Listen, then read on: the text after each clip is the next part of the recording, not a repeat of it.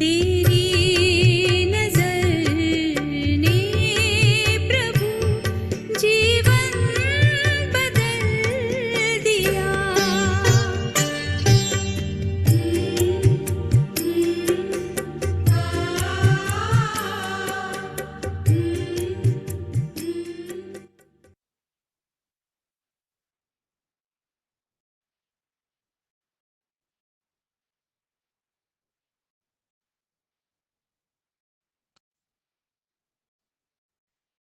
ओम शांति।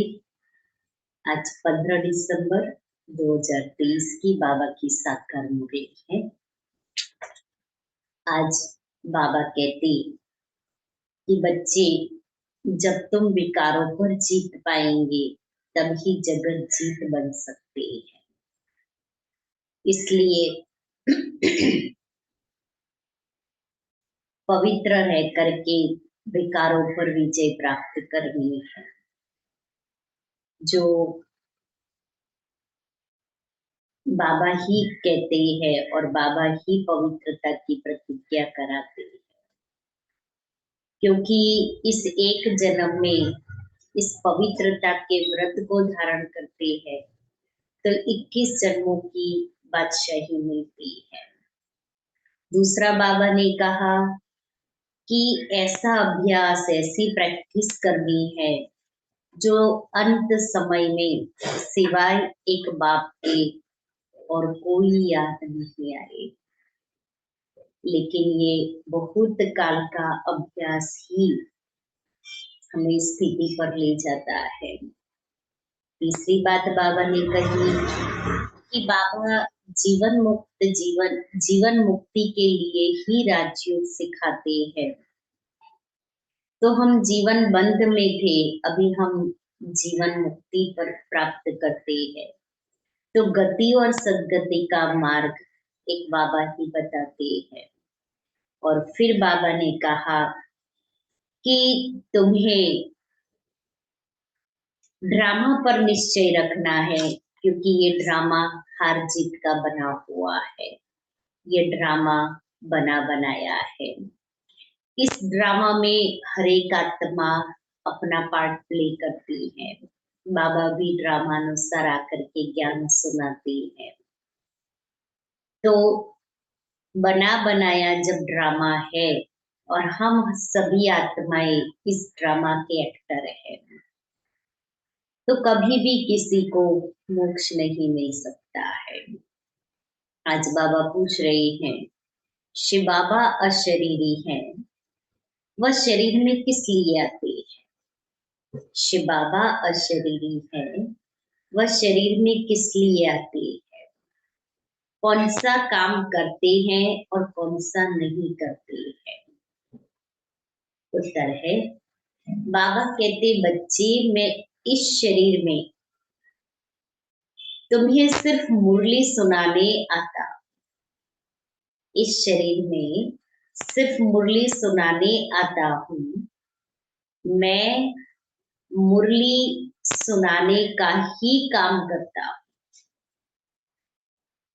मैं खाने पीने के लिए नहीं आता। मैं आया हूँ तुम्हें नई राजधानी देने, बाकी स्वाद तो इनकी आत्मा लेती है।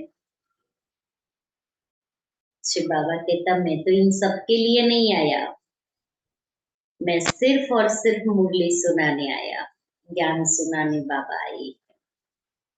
मीठे बच्चे, यह बना बनाया अनादि ड्रामा है। इस ड्रामा में हर एक एक्टर की एक्ट फिक्स है। मोक्ष किसको भी नहीं मिल सकता।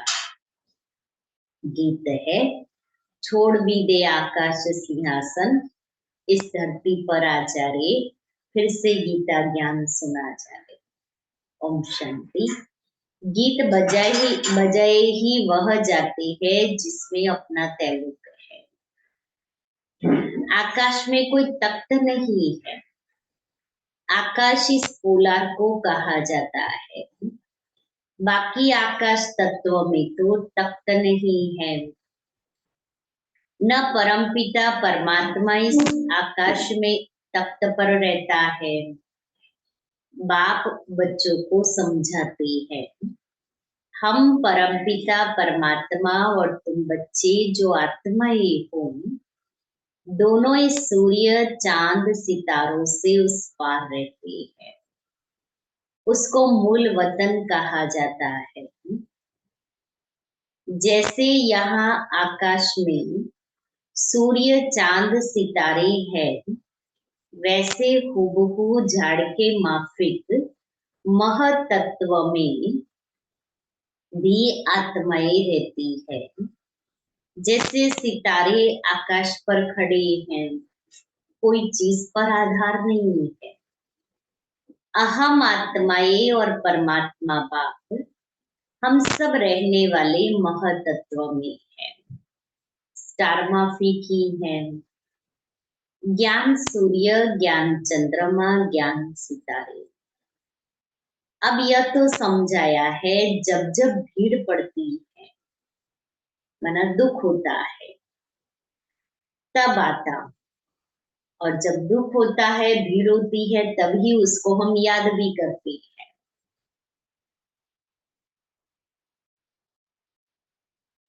पुराने को नया बनाना है जरूर, पुराने में ही भीड़ होती है।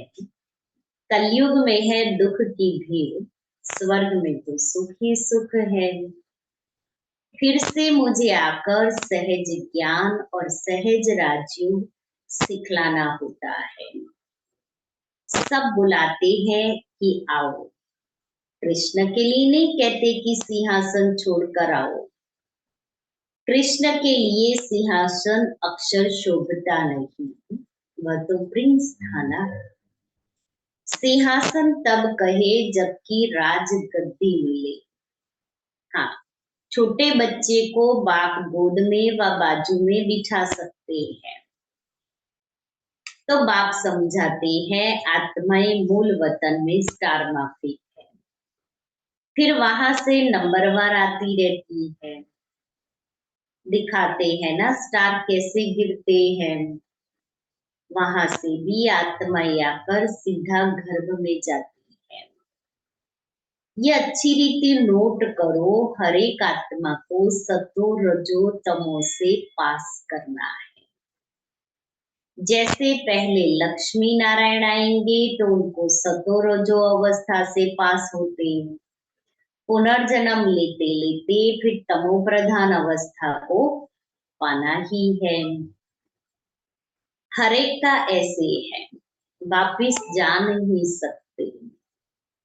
इब्राहिम बुद्ध आते हैं, उनको भी सतो रजो तमो से पास करना है, पुनर्जन्म लेना पड़ता है। द्वापर में धर्म स्थापक आते हैं, वहां से पुनर्जन्म शुरू होता है, फिर तमो प्रधान बनना है। अब उनकी सद्गति कौन करे? सद्गति दाता तो एक ही शिव है। कहते हैं सबकी सद्गति करने मुझे आना पड़ता है। मेरे जैसा काम और कोई कर नहीं सकता। मैं देवी देवता धर्म भी स्थापन करता हूँ, तुमको राजयोग सिखा रहा हूँ। गति और सद्गति दाता तो मैं ही हूँ।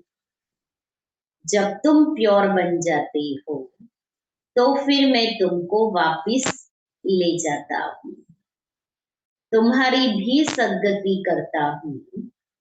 तुम्हारे साथ जो अनेक धर्म वाले हैं, उन धर्म स्थापकों सहित सबका उद्धार करता।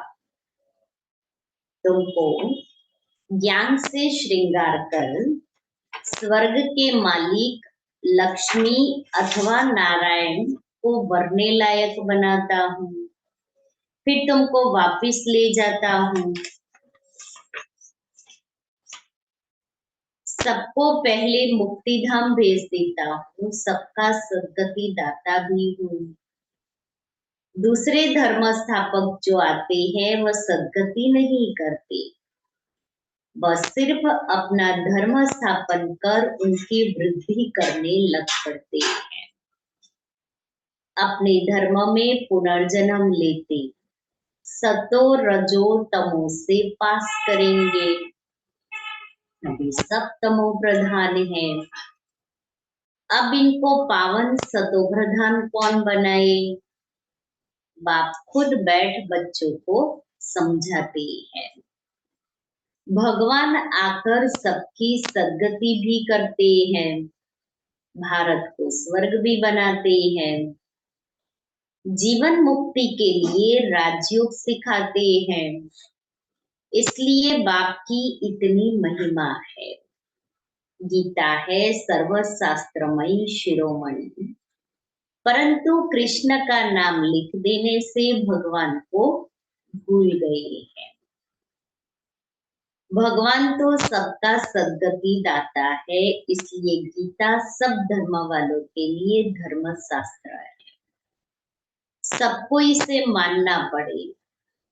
सद्गति का शास्त्र और कोई है नहीं, सद्गति देने वाला है ही एक, उनकी ही गीता है। तुम बच्चों को सद्गति का ज्ञान दे रहे हैं।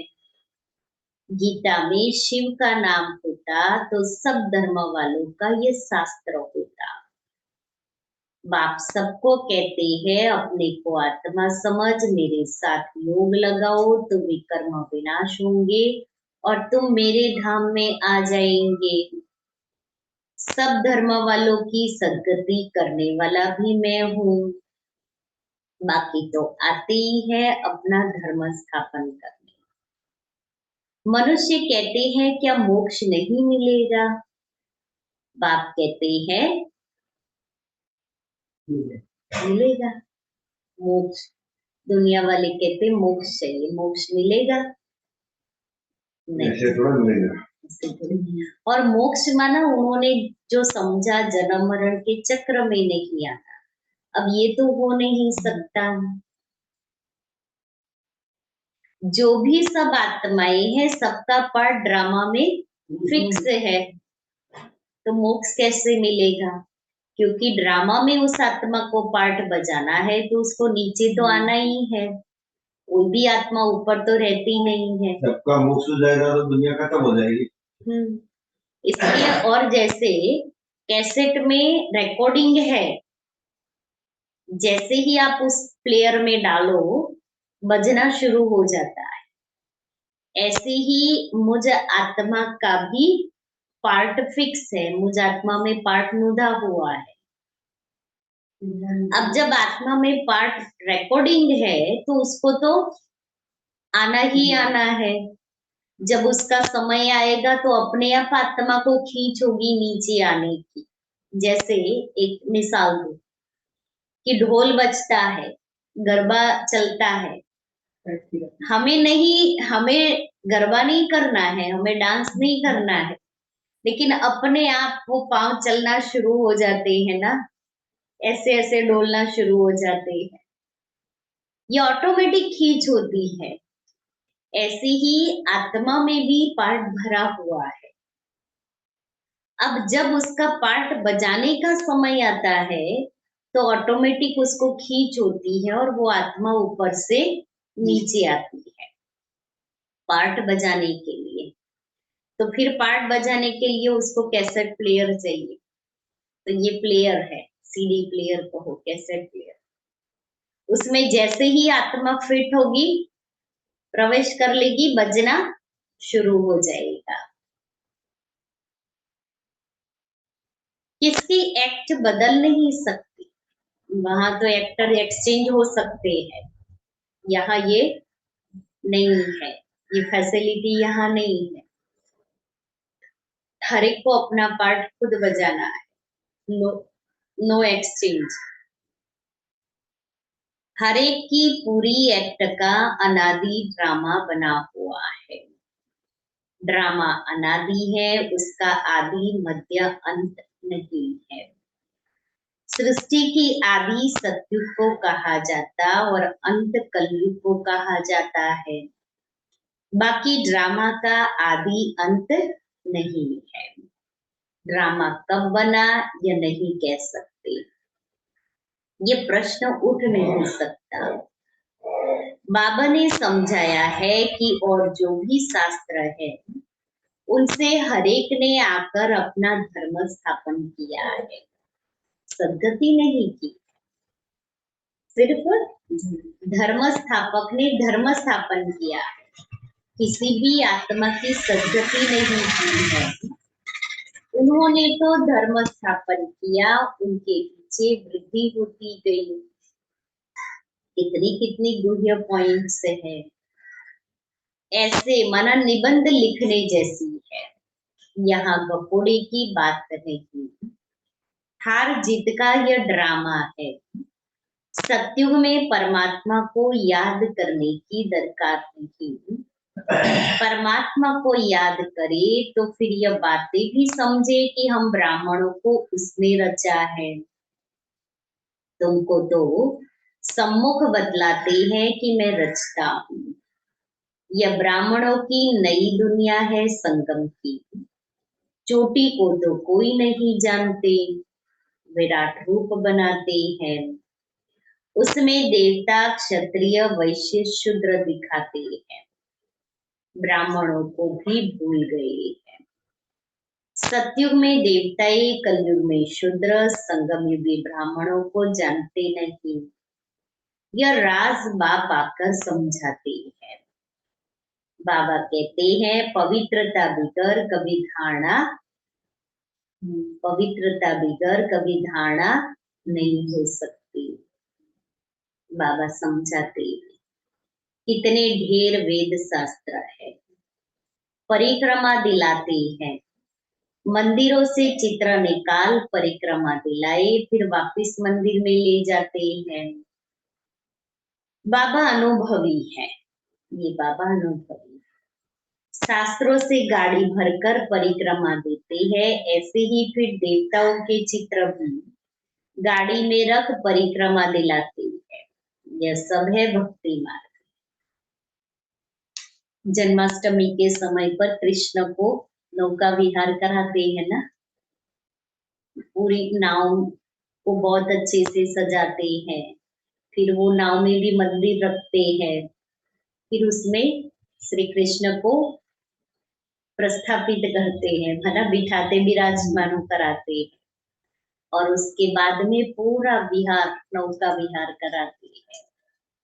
तो ऐसे ही देवताओं की मूर्तियों को कराते, शास्त्रों को कराते हैं।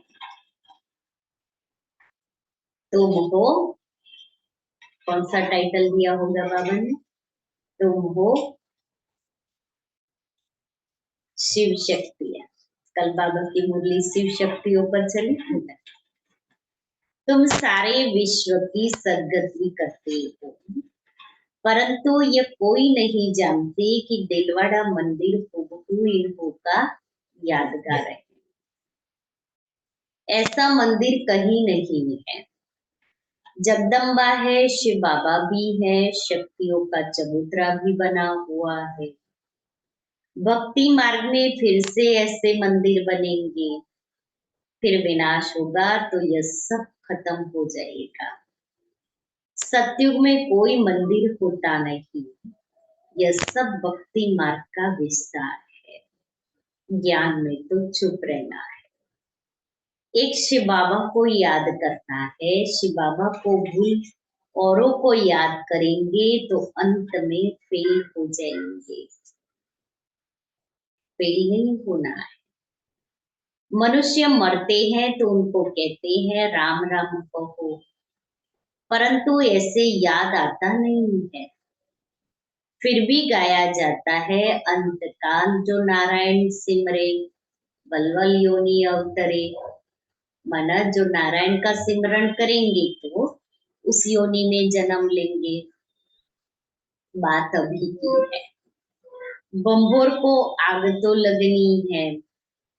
अंत काल जो नारायण सिमरे बरोबर, अब तुम समझते हो हम नारायण व लक्ष्मी को वरेंगे।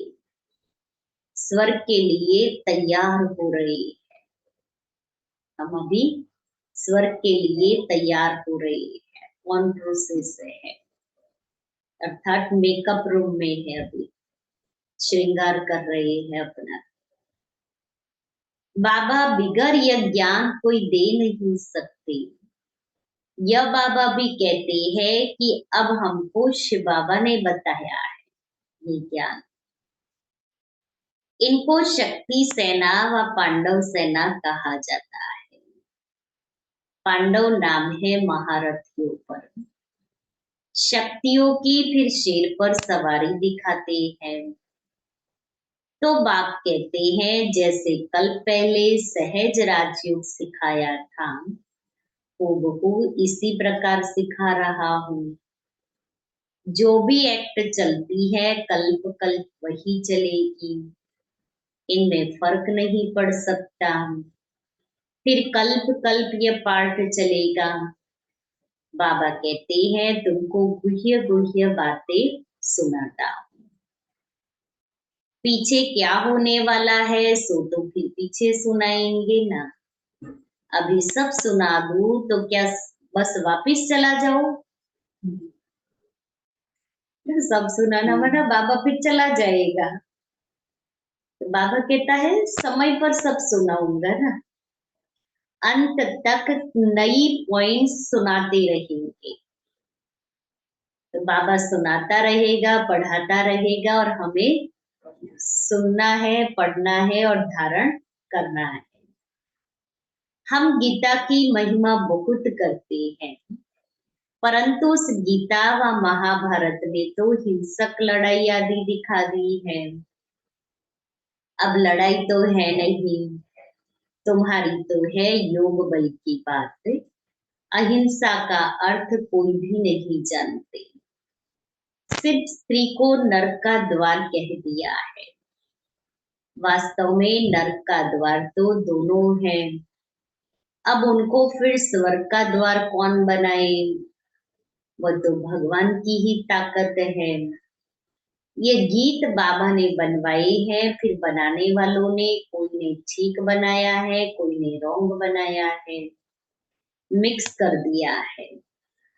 रात के राही थक मत जाना, सुबह की मंजिल दूर नहीं। ऐसे ऐसे गीत मैंने बनवाए हैं, उनको टचिंग दी ना बाबा ने। तो यहाँ की बातें और है, गौशाला भी है, वनवास भी है, परंतु अर्थ नहीं समझते। हमने किसको भगाया क्या? शिव बाबा ने किसको भगाया क्या? या ब्रह्मा बाबा ने किसी को भगाया क्या? किसको कभी कहा था कि कराची में चले आना? क्योंकि बाबा ने शुरुआत सिंध हैदराबाद में की, फिर वहां बहुत ऑपोजिशन हुई, झूठे वारंट निकलने लगे। फिर बाबा कराची में आ गए और कराची में फिर 14 साल तपस्या की। तो जो इस ज्ञान के बिगड़ रह नहीं सकते थे वो सभी बाबा के पास कराची में आए। तो बाबा ने हर एक से पत्र लिख लिया कि आप घर से पत्र लेकर के आओ कि हम अपनी बेटी को या अपनी बहू को या अपने परिवार वालों को खुशी खुशी से इस ज्ञान अमृत का पान करने के लिए छुट्टी दे रहे हैं। ऐसा पत्र बाबा ने कहा ले आओ। फिर बाबा ने परमिशन, क्योंकि बाबा के नाम पर झूठे वारंट निकले कि बाबा सबको भगा रहे। तो बाबा ने कहा कि कराची में चले आना, कभी ऐसे कहा? पूछो इन शक्तियों से। ये ड्रामा में पार्ट था, क्योंकि शिव बाबा को स्थापना करनी थी ना, तो इन आत्माओं का पार्ट था जो सब कुछ छोड़ छाड़ के बाबा के पास आ गए। बाकी कोई कमी नहीं थी उस समय। उन लोगों के परिवार में, कोई लौकिक परिवार में कमी नहीं थी जो वो सब छोड़ के बाबा के पास आए। बहुत धनी परिवार के सभी थे।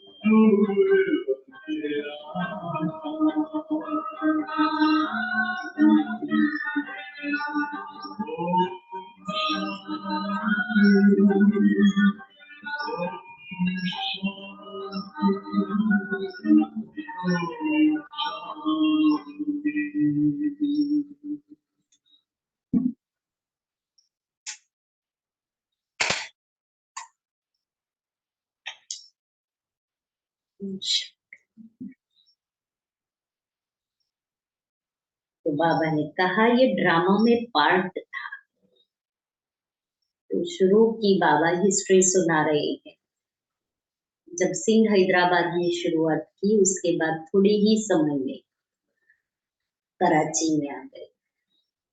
फिर जो निर्बंधन थे वो तो बाबा के साथ पहुंच गए, लेकिन जिनको बंधन था वो वहां ही रुके। फिर वो ज्ञान के बिगड़ रह नहीं सकते थे। फिर उनके परिवार वालों से जो चिट्ठी लेकर के आए उनको बाबा ने अपने पास रखा। तो कराची में आए तब मम्मा और बहने ओम निवास में रहते थे और बाबा बाबा भवन में रहते थे। और बाबा ने 14 साल तक यहाँ तपस्या की। नो डाउट यहाँ भी विरोध तो बहुत ही था, लेकिन बाबा ने तपस्या के द्वारा इतना अंदर से मजबूत किया, एक किला मजबूत कर लिया। और हर एक को वो तपस्या का बल हर आत्मा में भरा। तपस्या से, योग बल से बाबा ने वो आत्मा के पुराने संस्कारों को परिवर्तन किया। तपस्या के बल से बाबा ने न सिर्फ एक संस्था, लेकिन बाबा ने एक नई दुनिया की नींव रखी। तो नई दुनिया की नींव के लिए बाबा ने ये 14 साल की तपस्या का फाउंडेशन पक्का किया।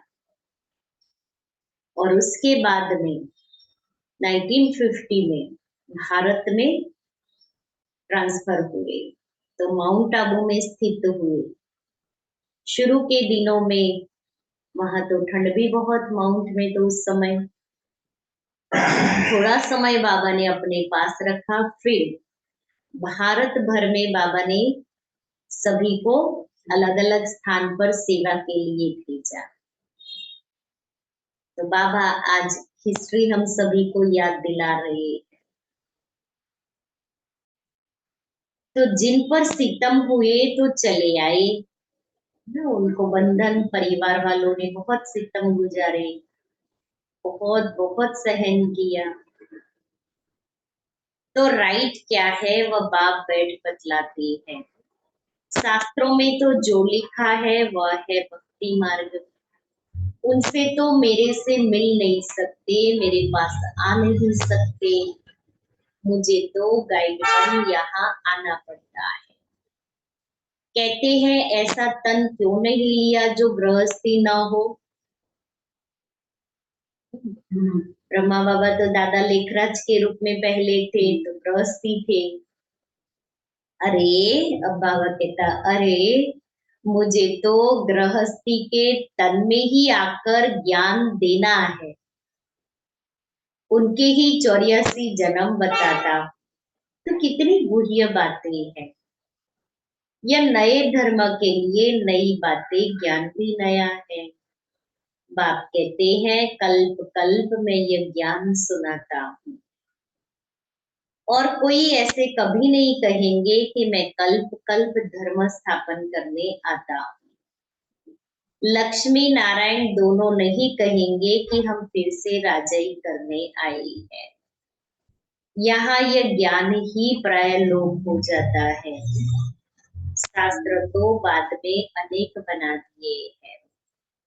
हम ब्राह्मणों के लिए एक ही गीता है। धर्म भी स्थापन करता हूँ और सदगति भी सबकी करता हूँ। डबल काम हुआ ना।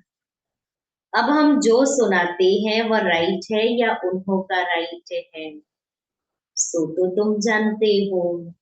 मैं कौन हूँ? मैं ट्रुथ हूँ। मैं कोई वेद शास्त्र नहीं सुनाता। भले इसने पढ़े तो बहुत है ब्रह्मा बाबा ने, परंतु वह सुनाते थोड़ी ही है। शास्त्रों का ज्ञान तो बाबा नहीं सुनाते। यह तो शिव बाबा नई नई बातें सुनाते हैं, वह तो अशरीरी है। सिर्फ ये मुरली सुनाने का काम करने आते हैं। शिव बाबा इनके तन में मुरली सुनाने का काम करने आते हैं, न कि खाने पीने। मैं तो आया ही हूँ तुम बच्चों को फिर से राजधानी देने। स्वाद इनकी आत्मा लेती है, जो खिलाते हैं ना वो स्वाद इनकी आत्मा लेती है। बाबा तो वास्ता नहीं लेता है। हर एक का धर्म अलग है, उन्हें अपना धर्म शास्त्र पढ़ना है। यहाँ तो ढेर शास्त्र पढ़ते रहते हैं, सार कुछ भी नहीं है। जितना पढ़ते रहते असार संसार होता जाता है। तमो प्रधान बनना ही है, पहले पहले सृष्टि में तुम आए हो। तुम ब्राह्मणों ने माता पिता से जन्म लिया है, उस तरफ है आसुरी कुटुंब, यहाँ है ईश्वरीय कुटुंब। फिर जाकर दैवी गोद लेंगे, स्वर्ग के मालिक बनेंगे। माता पिता की मत पर चलेंगे तो स्वर्ग के सुख घनेरे मिलेंगे। बाकी रुद्र ज्ञान यज्ञ में विघ्न तो जरूर पड़ेंगे। बाप कहते हैं बच्चे, विकारों पर जीत पाने से ही तुम जगत जीत बन सकते हो। ऐसे थोड़ी शादी नहीं करेंगे तो कमजोर रह जाएंगे। सन्यासी पवित्र बनते हैं, फिर वह कितने मोटे तंदुरुस्त रहते हैं। यहाँ तो ब्रेन का काम है, मेहनत है। दधीची ऋषि का मिसाल है ना। सन्यासियों को तो बहुत माल मिलता है। बाबा खुद बहुत माल खिलाते थे। ये बाबा, क्योंकि इस बाबा ने तो अपने लौकिक जीवन में 12 गुरु किए थे, और गुरु की लिए बहुत रिस्पेक्ट, जो गुरु की आज्ञा माना यमराज का बुलावा, ऐसे बाबा समझते थे और बहुत बहुत बहुत खातिरी करते थे गुरुओं की। यहाँ तो बहुत परहेज रखनी पड़ती है। अच्छा, मीठे मीठे सिकिले दे बच्चों प्रति माता पिता बाप दादा का याद प्यार और गुड मॉर्निंग। रूहानी बाप की रूहानी बच्चों को नमस्ते। हम रूहानी बच्चों की रूहानी बाप दादा को याद प्यार गुड मॉर्निंग और नमस्ते। धारणा के लिए मुख्य सार, पहला, ज्ञान की अच्छी धारणा के लिए पवित्रता के व्रत को अपनाना है।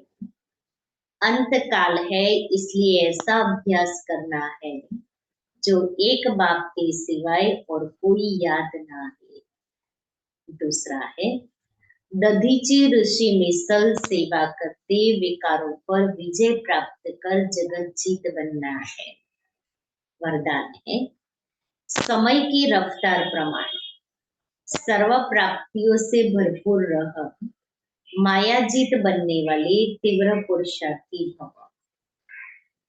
बाप दादा ने जो भी प्राप्तियां कराई है, उन सर्व प्राप्तियों को स्वयं में जमा कर भरपूर रहो। कोई भी कमी न रहे। जहाँ भरपूरता में कमी है, वहां माया हिलाती है।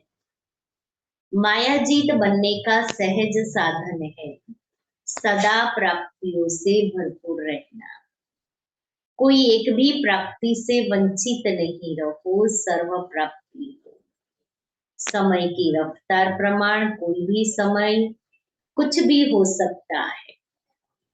समय की रफ्तार प्रमाण कोई भी समय कुछ भी हो सकता है। इसलिए तीव्र पुरुषार्थी बन अभी से भरपूर बनो, अब नहीं तो कभी।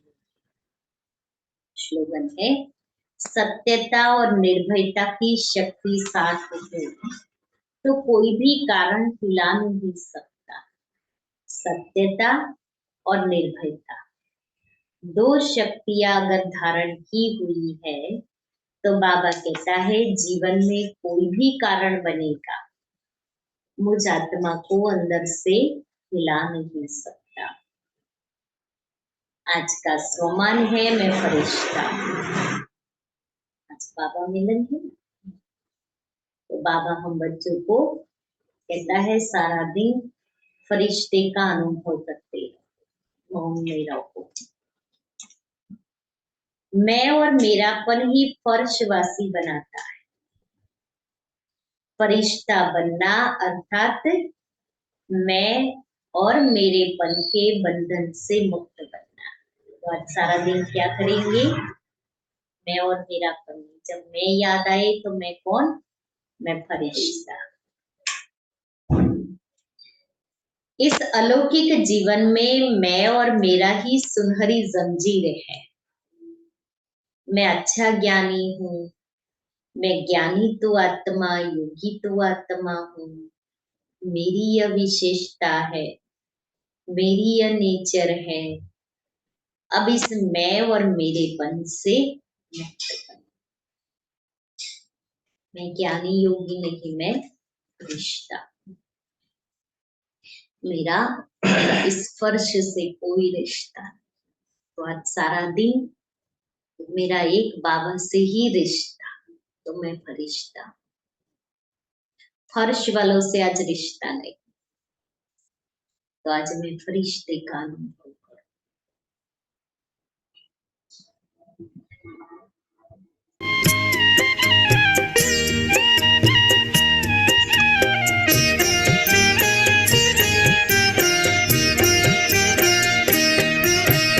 आपने संवार दी मेरी जिंदगानी, हम पे की आपने बड़ी मेहरबानी। मेरे बाबा मुझको दी खुशियाँ बेपनाह, मेरे बाबा मुझको दी खुशियाँ बेपनाह। आप आपकी इनायतें हैं आपकी निशानी, आपने संवार दी मेरी जिंदगानी।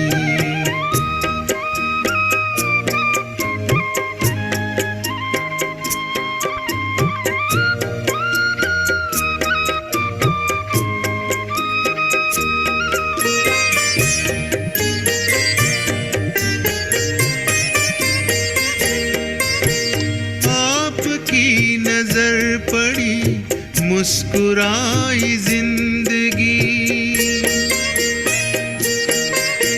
सोई जो नसीब की लकीर वो सभी जगी। रोम रोम कहते प्रभु प्यार की कहानी, रोम रोम कहते प्रभु प्यार की कहानी। आपने संवार दी मेरी जिंदगानी, हम पे की आपने बड़ी मेहरबानी।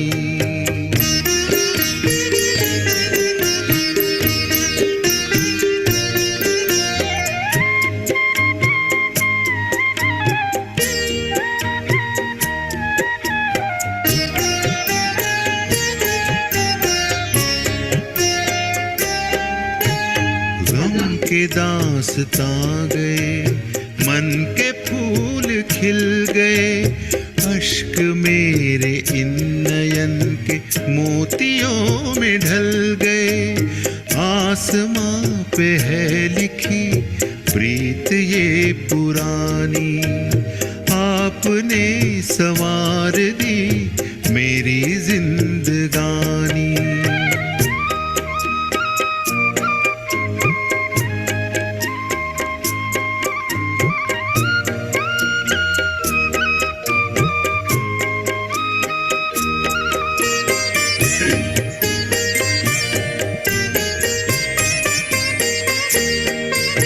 सारे भर दिए खजाने मेरे मन की खान में, खिलने लगी चांदनी अरमान के जहान में। सीरत में सूरत समाई है सुहानी, सीरत में सूरत समाई है सुहानी। आपने संवार दी मेरी जिंदगानी, हम पे की आपने बड़ी मेहरबानी। मेरे बाबा मुझको दी खुशियाँ बेपनाह, मेरे बाबा मुझको दी खुशियाँ बेपनाह। आपकी इनायतें हैं आपकी निशानी, आपने संवार दी मेरी जिंदगानी।